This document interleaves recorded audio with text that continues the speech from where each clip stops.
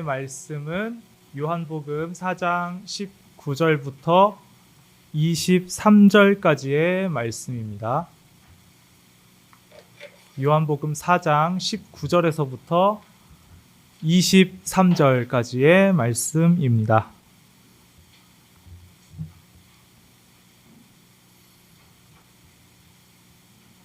요한복음 4장 19절부터 23절까지의 말씀 다 같이 읽도록 하겠습니다.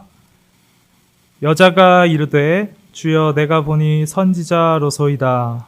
우리 조상들은 이 산에서 예배하였는데 당신들의 말은 예배할 곳이 예루살렘에 있다 하더이다. 예수께서 이르시되 여자여 내 말을 믿으라. 이 산에서도 말고 예루살렘에서도 말고 너희가 아버지께 예배할 때가 이르리라. 너희는 알지 못하는 것을 예배하고 우리는 아는 것을 예배하노니 이는 구원이 유대인에게서 남이라.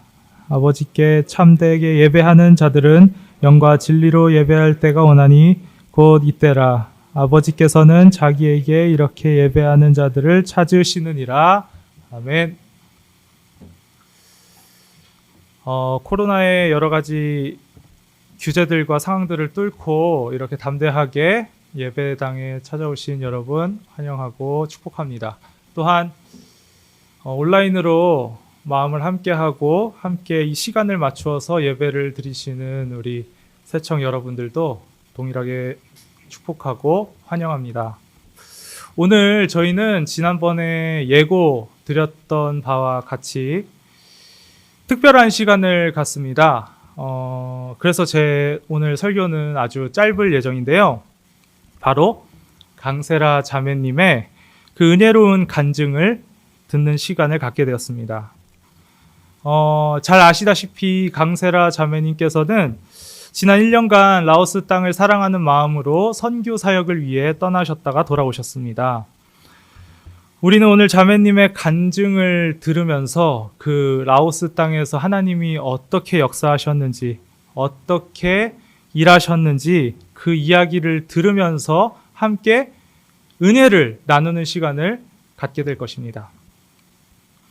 그런데 사실 저희가 이렇게 간증을 듣는 것, 어떤 선교지나 어떤 상황 속에서 간증을 듣는다는 것은 사실 너무나도 익숙한 시간입니다. 우리는 그동안 많은 사람들의 간증을 들어왔습니다. 그리고 특별한 이야기들을 들어왔습니다. 선교지 그 땅에서 역사하시는 하나님, 함께 하시는 하나님, 평소에는 상상할 수도 없었던 그 놀라운 일들을 보여주시는 그 하나님을, 그 하나님의 이야기를 들었습니다. 그런데 우리가 그렇게 많은 간증들을 들었을 때 보통 어떤 반응을 가지게 되나요? 그 가운데에서 우리는 보통 그 선교지에서 역사하시는 하나님의 놀라운 은혜와 역사가 공유될 때 그 일을 신기하기도 하고 은혜로 받아들이기도 하고 또한 하나님께서 역사하신 그 일을 바라보며 기뻐하기도 합니다. 이러한 우리의 모습은 참 좋은 모습입니다. 그런데 이 간증에 대해 반응이 기쁨, 그리고 놀라움, 그리고 기대한 그 일들이 이루어지는 그 기쁨에서 멈추어 버리게 될 때 우리는 오늘 이 간증이 가지고 있는 의미를 올바르게 이해하지 못한 것이 되고 그 안에 숨겨져 있는 하나님의 뜻을 놓치게 되어버립니다. 오늘 말씀에서 우리는 이러한 우리의 모습과도 같은 모습을 보이고 있는 한 여인을 발견할 수 있습니다. 다 같이 요한복음 4장 20절의 말씀을 한 번 더 읽기를 원합니다.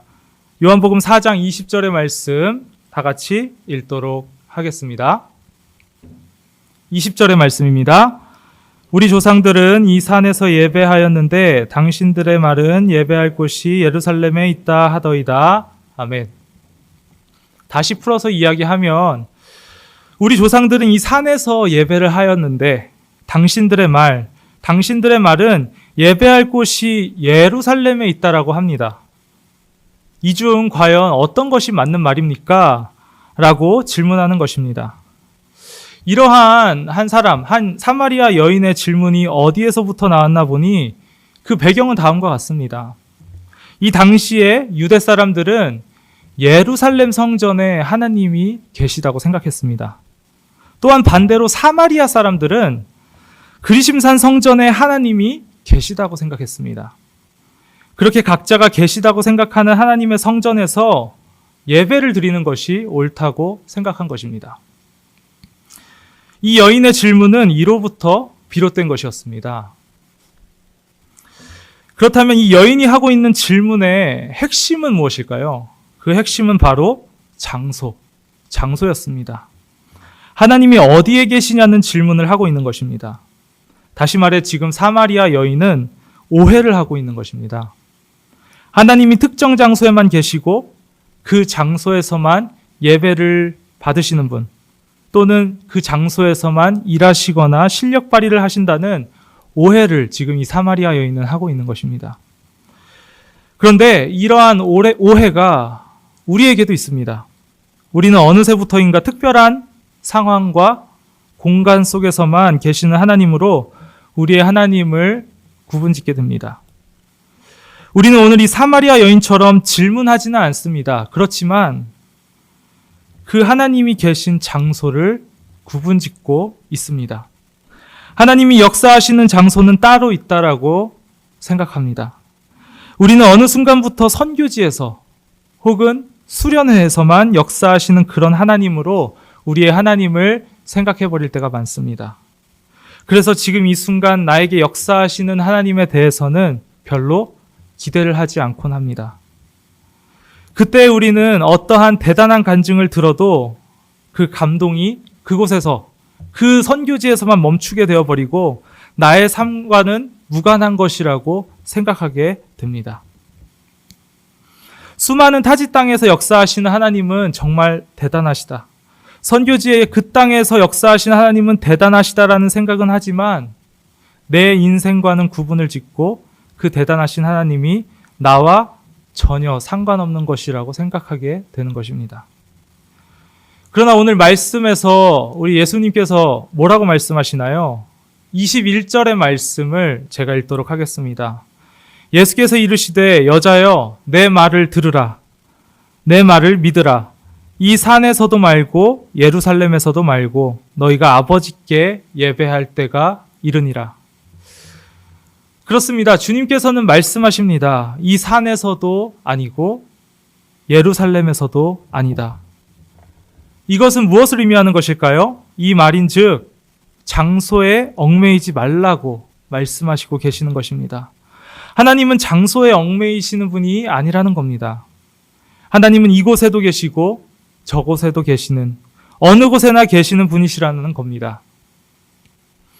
우리의 생각으로 하나님을 가두지 말라는 이야기입니다. 주님께서는 장소를 구분지어서 하나님의 역사를 제한하는 우리의 모습을 안타까워하십니다. 우리의 하나님은 선교지에도 그리고 수련회에도 계시는 분이시지만 지금 이 자리 가운데에도 계시는, 우리와 함께 계시는 분이십니다.